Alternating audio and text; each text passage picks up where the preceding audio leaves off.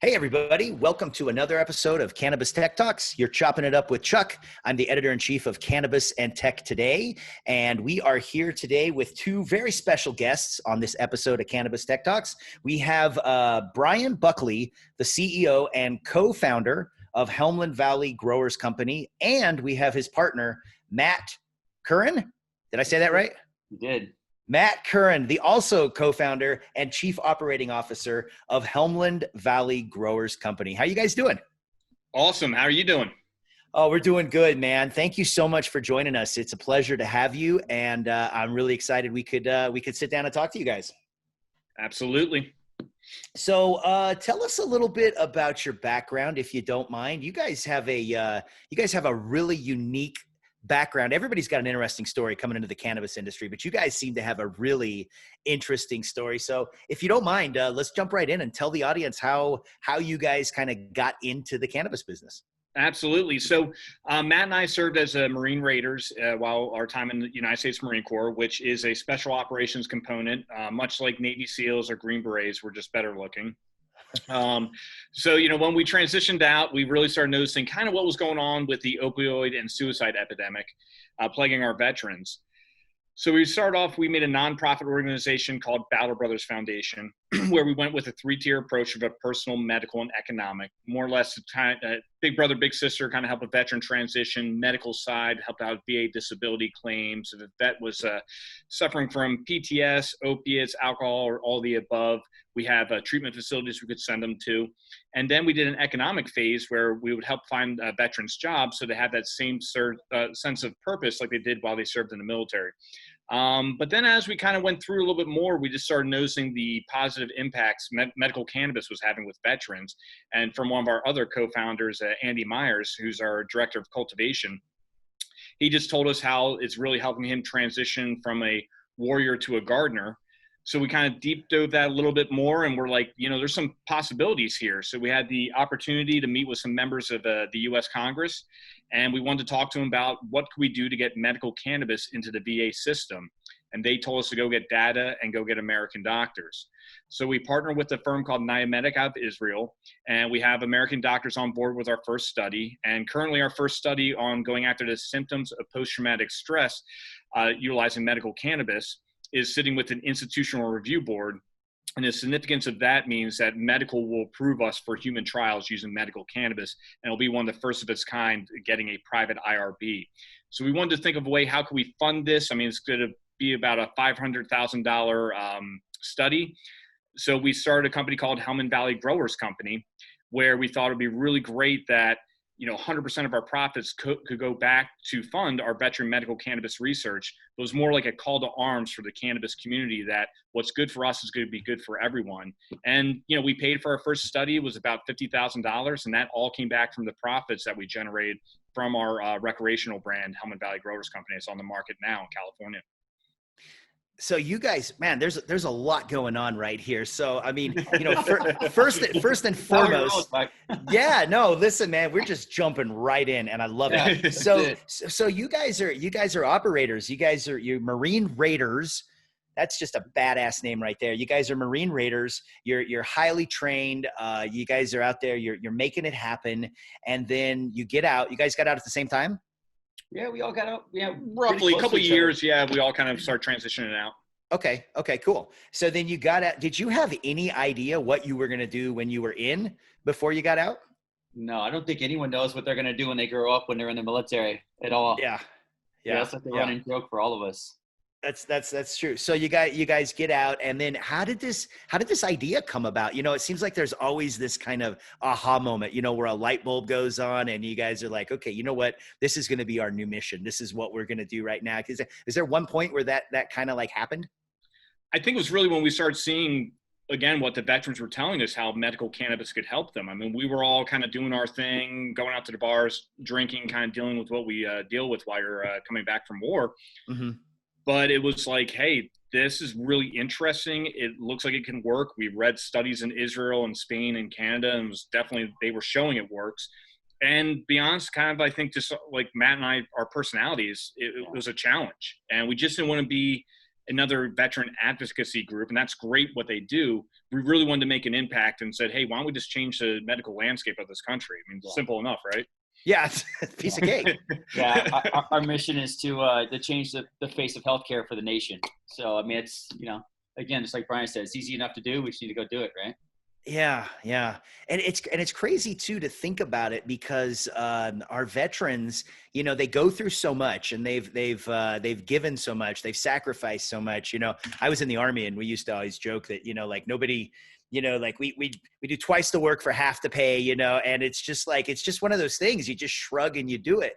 But when the veterans get out, and when they actually transition into civilian life, it's a lot harder to just shrug and just say whatever. Like there's some needs there, and they deserve to have some help and some tools that they can use.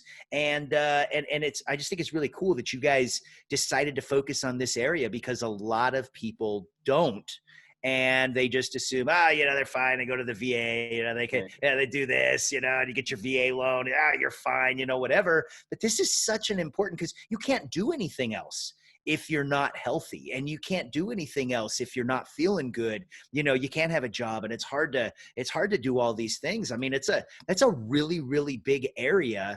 And I just, how did you guys think that you would be able to make a dent in this, such a big area? I really think it's just kind of the personality that we all have in the military. I mean, how many times have we just been dumped in an area and they're like, hey, figure it out, and you don't have much guidance? I mean, that's literally what the cannabis community is. It's kind of like, we're playing the game as we're still making up the rules. And we're very comfortable being uncomfortable. And the big thing too, I just think it was a passion behind it. When you really believe in something, it doesn't matter. It's like you'll figure out a way and you'll make it work. And, a lot of hard work and a lot of luck. And here we are today. Yeah, I truly think it is the passion behind it, right? It's knowing what we went through, both being in active duty and having transition again. After a transition, everyone thinks, oh, you're getting out of the military, you make it in the civilian world, you have a job, you're successful. And really that's not, you haven't even hit the tip of the iceberg. There's so many transitions that come after that. And we've been able to live through that and the ups and downs. We've been in the dark valleys, and when we speak and we talk to veterans, and when we get the feedback from veterans, we truly know what it is they're saying, right? We know that something needs to be done, and we're going to do it. It's just like Bryan said, it's in our DNA, right? We wake up every morning and we're going to get it done. It doesn't matter. You guys are mission oriented, and it's just like, it's your compass. It's like, which direction to go. What's interesting too, is when you talk about cannabis, obviously there's a big stigma, right? There's always been a stigma. There has been for a really, really long time, is that, cannabis is bad. And that's just what society thinks. And it's changing. It's changed a lot in the past, 10 years. Cannabis was just deemed essential during a pandemic. Who would have thought that we'd reach that stage? But that's a really, really big deal. But I think there's two areas that people generally, it's bipartisan. Like, you really care about kids, and I think you really care about veterans. All Americans do. And so when you see a little kid, that's got seizures, and they take CBD, or they take, Charlotte's Web or something like that, and those seizures go away, it's almost undeniable that this truly is a medicine. And then do you think that it's that cut and dry for veterans, as far as, what a helpful medicine cannabis can be, as opposed to what they're using right now?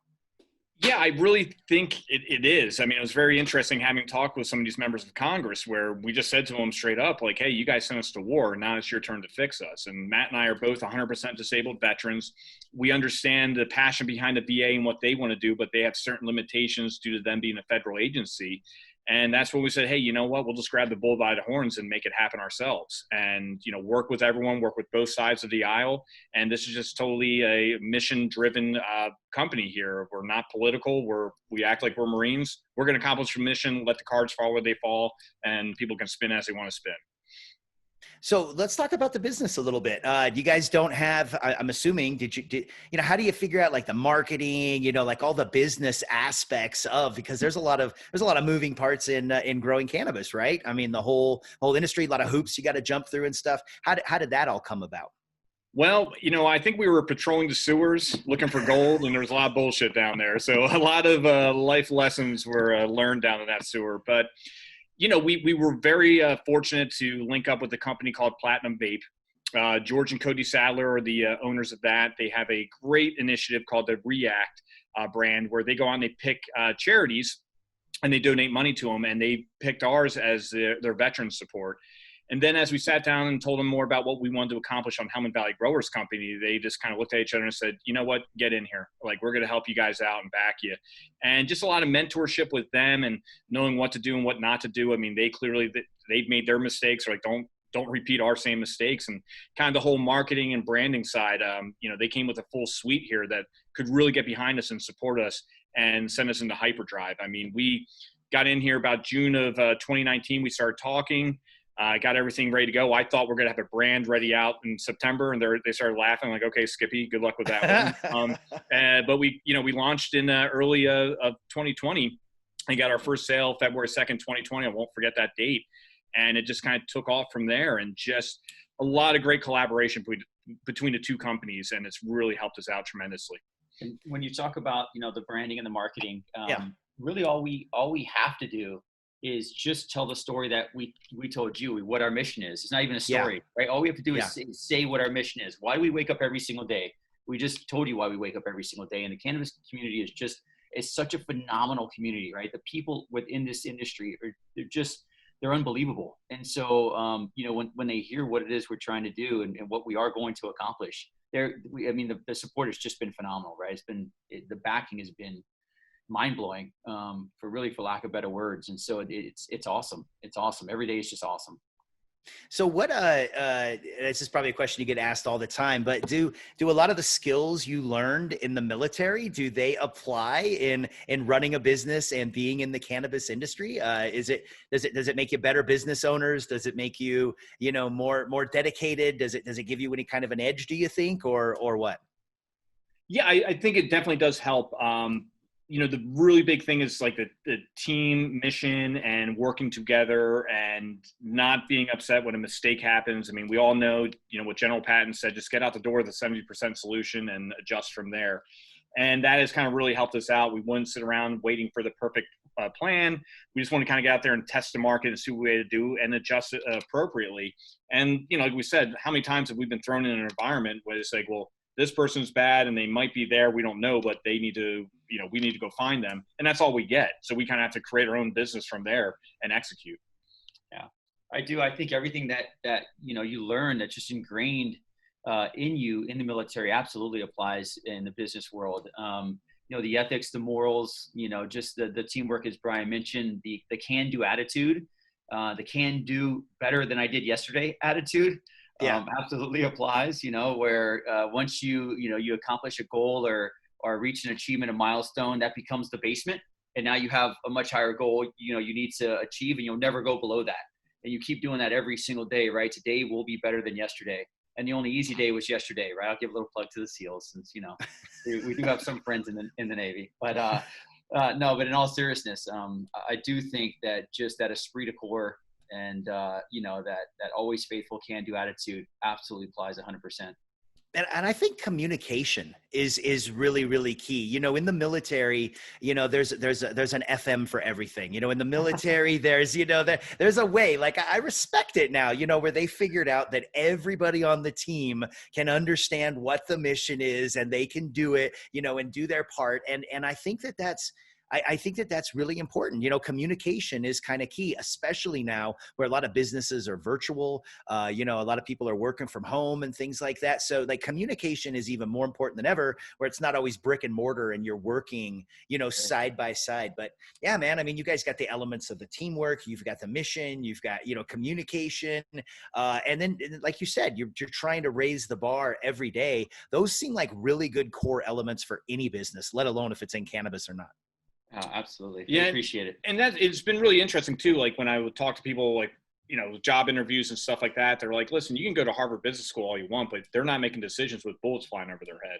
Yeah. And that's when I realized, at Officer Canada School down in Quantico, you just see a bunch of people with like kind of crooked Kevlar on their head. And you're like, who are these people? And they're like, oh, that's Wharton School of Business. They send their fellows down here for a week to learn leadership because you guys apparently have figured it out. So, we just kind of through osmosis where, hey, we just want to serve our country, but a lot of great benefits we learned, going through all that. Yeah, and to that point, we talked about COVID and what it did at the beginning of 2020. Bryan and I and Andy all served in the Helmand River Valley, and a lot of times, you would hear the rotor blades of the helicopter sort of fade into the distance. You go, okay, here we are. We got a couple of days to figure this out, and who knows what's coming at us. When COVID hit, we were just entering the market. We were doing our patient appreciation days in person in stores, trying to get the name of the brand out. A lot of FaceTime, and then all of a sudden it ended. And I can remember the day, Bryan and I were sitting in the office, and we said, okay, here we are. We're a new brand, right? We've got a little bit of synergy, a little bit of momentum going. How in the world are we going to do this? And I think, kind of at the same time, we just looked at each other and said, Virtual Patient Appreciation Day. And the beginnings of VerPad, which is something we've since, taken and been able to trademark and license and really develop, was born. And it's where we took the Patient Appreciation Day and the education, which sits as a foundation and a core of Helmand Valley Growers Company, and we turned it virtual. And so we figured out a way to get it back into dispensaries, back into the faces of the patients coming in every single day, to talk about cannabis, to talk about what the symptoms of PTS are, because you and I both know, PTS doesn't know color. It doesn't care what your bank account says. It doesn't care who your mom and dad are. It doesn't care where you were born.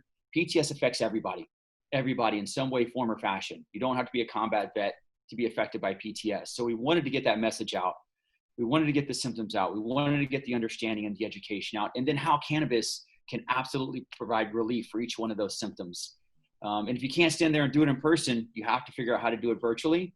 And I think we really hit a gold mine with the ability to do that. And we now run them 2 or 3 times a week in different dispensaries, and it's super easy for us to do. And the dispensaries are extremely grateful, I think, and appreciative that, we can set up a stand and virtually educate their patients coming through the door and take up very little breathing space. So it's a pretty awesome opportunity for us.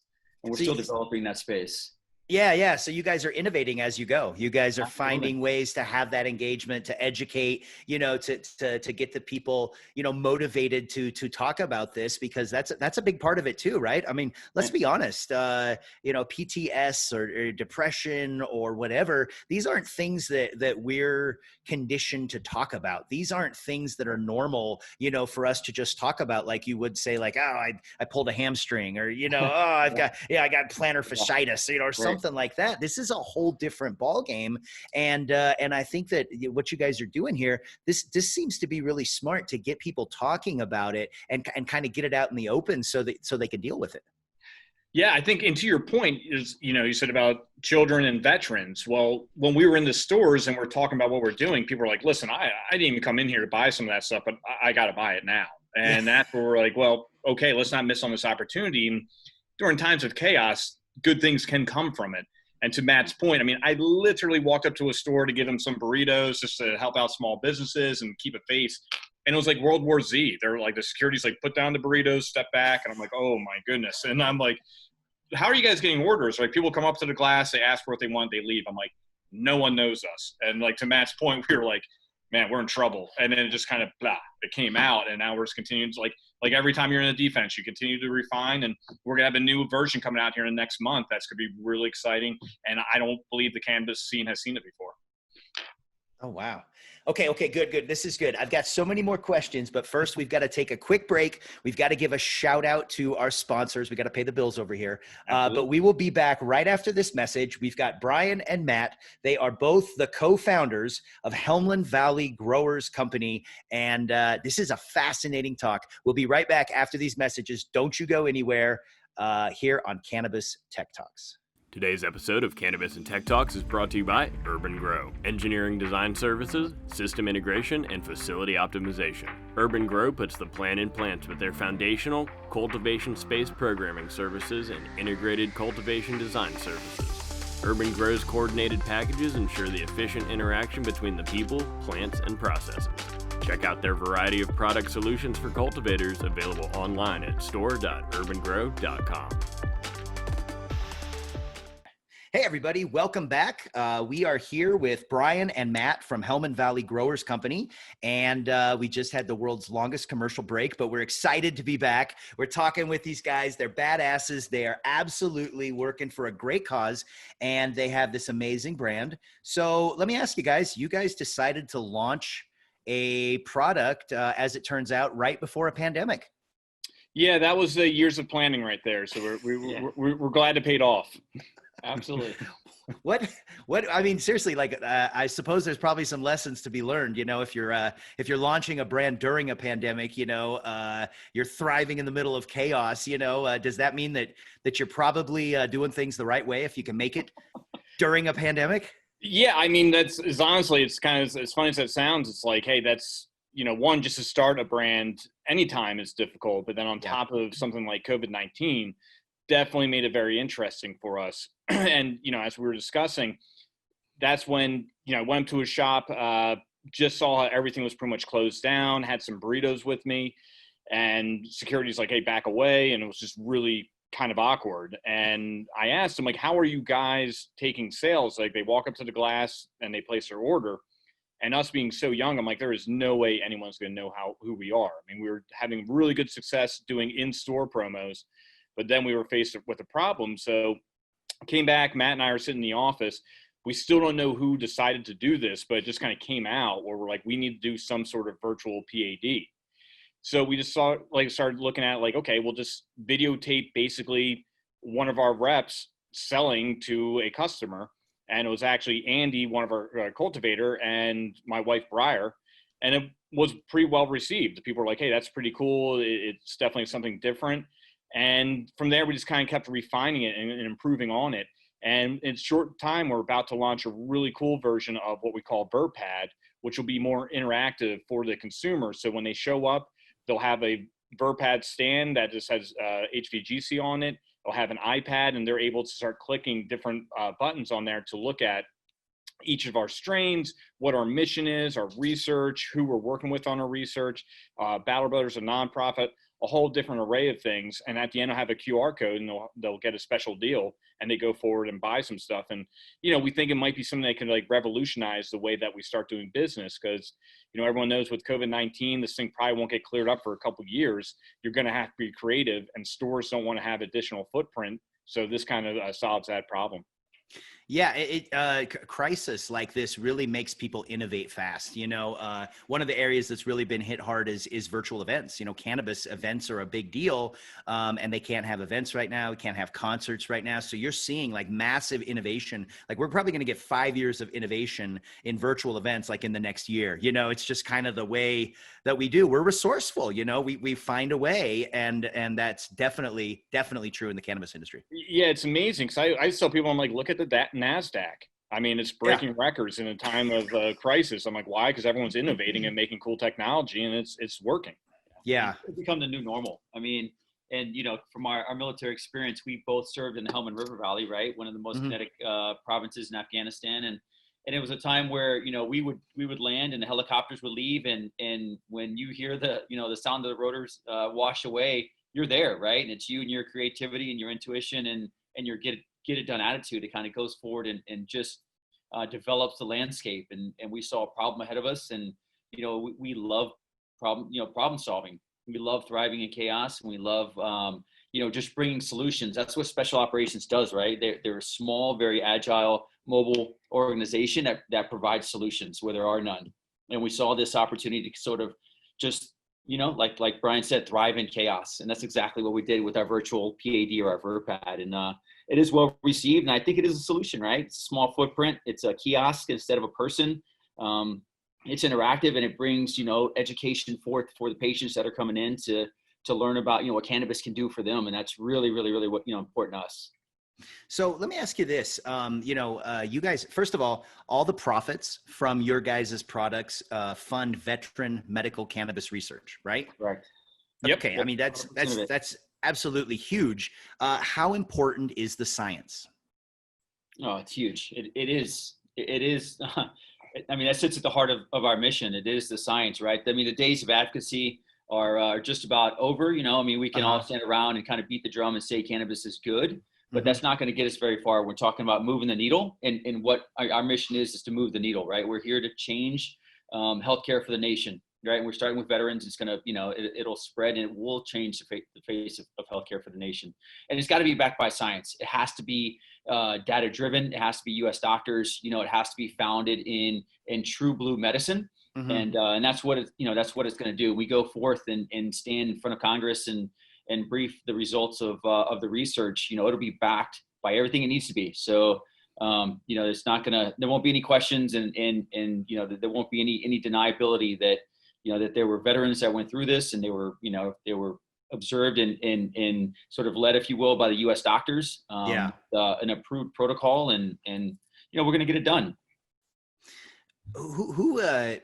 Who do you think is like one of those opposing forces? Change doesn't happen fast in government. Change doesn't happen fast necessarily in the VA. Sometimes things move 2 shades slower than pond water. So I'm just curious, do you think that there's forces out there that are not into, cannabis being more available and stuff like that? Would that maybe be the pharmaceutical industry? Would it maybe be just, the status quo doesn't like change? I'm just curious, because there's always inertia, right? There's different forces pushing, different ways. And I think we've got a hell of a movement here, but we're still going to have to overcome some things along the way. Yeah, I think one of the big things is on the educational side with a lot of legislators, whether it be, on the federal side or also state and local. We've had conversations with people here in San Diego, and they were describing dispensaries, and they were kind of talking like, if you put another dispensary out there, it's going to be providing more cannabis to the youth where they'll have a greater option. And I was kind of taken aback where I'm like, well, if you say that, you're basically saying if another bar shows up in a town, youth will have a better opportunity to get more alcohol.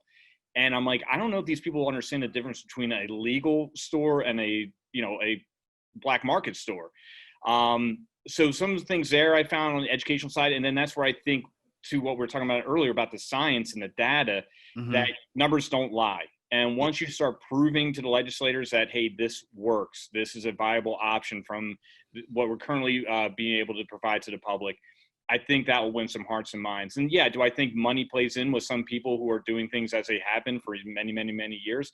Absolutely. And they don't want you cutting into their market. So sure, I think there are little things like that. And clearly money drives politics. And if people are getting donations from certain groups, they're going to probably be more on their side to make sure that they can, keep their job essentially. Yeah, we want to just make sure that we understand the environment. Whatever that hesitancy is, right? Whatever's driving that negative stigma, we truly want to get at the root of that and understand, what that person's feeling and what they're thinking and why they're thinking that, instead of just blocking it off and saying you're wrong, we're right. I mean, it doesn't get us anywhere, right? It's true understanding of that space and that environment, and then penetrating that with education, right? And illuminating the darkness, because that's truly what it is, right? Yeah. Answers being made in darkness. And so we want to bring a light to that through education and just through awareness, and let them understand it. And, at the end of the day, it'll be their choice, which direction they want to go. But if we bring them, the above board, factual based information, then we've done as much as we can. Yeah. I just think this would be a really cool issue if, first of all, because it's cannabis, and cannabis is very social. It's very, what I mean? Like, it's got a real vibe to it, just the whole culture. But wouldn't it be cool, especially as divided as, Congress is right now and everything like that, if this could be a truly bipartisan thing? You know what I mean? Like, Republicans can embrace the fact that it's, the individual rights and, the economics, and Democrats, they can find their things, but really it's about providing relief, and it's about progress, and it's about medicine, and wouldn't that be cool if they could all smoke the proverbial peace pipe, together and actually get something done for the veterans, for the good guys? Oh, it'd be incredible. And as soon as we get the Institutional Review Board approval, we're going out to DC, and we plan to meet with 8 legislators, 4 Democrats, 4 Republicans, and just show it to them and kind of get that bug in the ear and let them take the journey with us, so we can be fully transparent. They can learn what we're doing. They can see the progress we're making and start winning some hearts and minds. And it's going to be a slow roll. We're not naive about that. But I think just getting out in front of them, telling our story, who we are, and what our mission is, I think it's something that people can get behind. Yeah, absolutely. Yeah. So what do you guys think if you had a crystal ball? What do you anticipate where we might actually start seeing some real movement in this area? Sometimes, like we said, things don't go fast, but these are interesting times. I think a lot of people are looking inward and then outward. We're examining things. So, what do you think as far as a time frame, if you had to guess, where we might see some real movement? Is it one election cycle? Is it two? Just kind of curious what you guys think there. I think it's really going to be the next administration, whether it be a Trump or a Biden administration. Like there are some things that were, what was it, May of 2019, we thought an omnibus was going to go through, where they're going to have the Safe Banking Act, the VA Safe Access, along with Veterans Choice. And, people don't know what an omnibus is. It's basically a very large bill that everyone wins. I mean, the Dems will get something, the Republicans get something, and usually move through pretty quickly. But then for whatever reason, it got kicked to the sideline by the House. And what we were hearing from people in DC, it's like, well, we're starting to get kind of close to an election year and people are kind of digging in. And then we heard there was actual talk about, in terms of the economy when COVID hit, what were they going to do if the market didn't come back? And they were getting pretty close on a bipartisan side with the Safe Bank Access, just to say, hey, this can help the economy recover by bringing cannabis in. Obviously, the economy recovered. Great. Everyone wants that. So that kind of got pushed to the side. But I really think after they get through this, November 4th, the day after the election, I think you'll start seeing some things move, whoever the administration is. But I could see the Safe Bank Access happening in the next year or so. And I definitely see VA Safe Access happening. And then I think it's going to take a little time. I mean, I say this to people. I'm like, listen, President Trump has already said he's open to the idea with veterans and medical cannabis. He just needs to see some research. So you always say, what does a first-term president want? They want a second term. And then when they get that second term, and usually year 7 and 8, they get a little more, rebellion, I guess, on them, where they're kind of, hey, listen, short timers attitude. Yeah, I have no more elections. I'm kind of a paper tiger right now. So let's pardon this guy and let's do this and do that. They get a little more cavalier with it. And that's where I always tell people, I'm like, listen, say what you will about Donald Trump, but we know he's an egotistical guy. He likes to get his wins. He likes to get his economy going. And part of me thinks, too, he wouldn't mind putting that feather in his cap where he says, I'm the one who made medical cannabis federally legal. People look at me in this industry like I'm crazy, but I'm like, listen, when the guy says he's going to do something, he usually does it. And it wouldn't surprise me if he was open to it.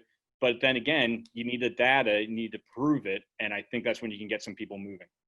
Yeah. And is it true right now that that some veterans or some federal employees, if they use cannabis, they could be at risk of either, losing benefits or losing their jobs? I mean, is that kind of the sort of the rub, right? That, you don't want to have to lose your benefits or lose, things that you've earned because of cannabis, because they're self-medicating. Is that still kind of an issue behind the scenes? I believe, in terms of jobs, I know federal employees is still a no-go criteria. I know like with some state jobs, I think Massachusetts is kind of moving forward with, if you're a medical cannabis patient and you test positive for a test, but you have a card to back it up, not a big deal. In terms of the VA, they had no desire to take away benefits from veterans who are in legal medical states. It's just, one, they write and say about it, and two, just people we've talked offline, they're like, listen, sometimes we get some really bad PR, and could you imagine the PR that we would get if we said we took away the benefits from a veteran because they smoked a joint? They're like, no, like we just don't have time for that. So I think that's kind of going by the wayside. But then again, we can circle back to the education. We really like to get that VA Safe Access, so a vet can walk in there confidently, have a discussion with the doctor, and see what is the best course of action for them. Because again, we're not going to say cannabis is the right thing for every vet. It just has to fit their needs. Yeah.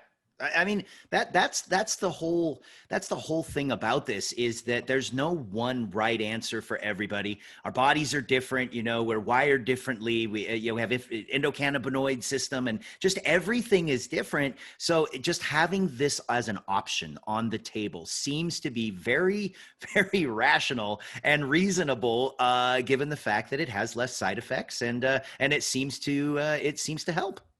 Yeah, absolutely. And that's what we try to preach along the way as well. It's like, we're not trying to, take everything else that's been proven off the table, because that would be ridiculous, right? We're just trying to add something, another tool to the tool bag, if you will, to the doctors and the health administrators and those health facilities that provide a pretty amazing care. I can tell you that. The VA provides me some amazing healthcare, and I appreciate, everything that I get. I just wish they had a few more tools, and they wish they had a few more tools. They just don't, right? I agree. Down to. Yeah. They had those tools as well. And we're here to, provide it for them. Yeah, I agree. I think they try. I think that, every time that I go to the VA hospital, for anything like that, I get that feeling of kind of being back in the service, and it kind of feels good. It's a little familiarity, walking in there and seeing them do it. So I don't know. It's a familiar thing, even though you got to wait in line sometimes, but I do think that they really try. And this would be really great if we can get this going. So what can people do? What can people do to support this cause, to support you? What can the people that are listening right now do to help kind of push the ball down the field here? Yeah, absolutely. So if you are in California, you can go into certain dispensaries and purchase our product. Like we said before, 100% of the profits will go back to veteran medical cannabis research. We encourage everyone to go to our website at hvgcompany.com. And from there, you can learn more about what we're doing. You can go on our apparel line. You can purchase our apparel products where we donate profits of that back to our veteran cannabis research. And then also, too, you can learn more about Battle Brothers, and you can directly donate there. And that will also go back to our veteran cannabis research. And follow us on Instagram at HVG Company. And we keep that updated daily. And the big thing we want to do, as we were really stressing during this interview, is we want to be transparent. We want everyone to come on this journey with us, because we look at this as a call to arms for the whole entire cannabis community. And as we go, I think the rest of the community can go. And once we do push this ball across the goal line where we can make it federally legal in the VA, well, that means it's federally legal for every patient in America, not just the veterans. And I think that'll just be a big win for our country. Yeah, absolutely. And we just want to say thank you. Thank you to everybody that's out there already supporting. Thank you to all the future supporters. And, thank you to anyone interested enough to listen to this and click on our website and find out more about us and what our mission is. Yeah, it's just been an absolute pleasure. I've been to your website. Your Facebook page is awesome. You've got your store on there. I want to get some gear right now. I want to gear up. This stuff is great. And again, just really, really a pleasure having you guys. Anything we can do to support the cause, we're 100% behind you. And it's just been a real pleasure having you here. So thanks so much for being a guest. It feels like we've done this 100 times. It's just it's great to have you guys here. And we'll check in with you again later on and see what you guys are up to. And let us know if you got any cool breaking stuff or anything like that. Yeah, absolutely. That's so awesome. Thank you so much for having us. Okay, great. Well, hey, everybody, thanks so much for joining us for another episode of Cannabis Tech Talks. You've been chopping it up with Chuck, Bryan, and Matt from Helmand Valley Growers Company. Make sure you check them out. Check out Battle Brothers Foundation as well. And if you like this episode, go ahead and hit the subscribe button. Make sure you share it with your friends. And don't forget to follow Cannabis and Tech Today as well on social media. And check out the Emerge Virtual Cannabis Conference, which is going to be happening in 3D virtual reality, avatars. It's badass. There's a blimp flying around. It's going to be super cool, kicking off September 8th. So anyways, thanks again for joining us. We'll catch you on another episode of Cannabis Tech Talks.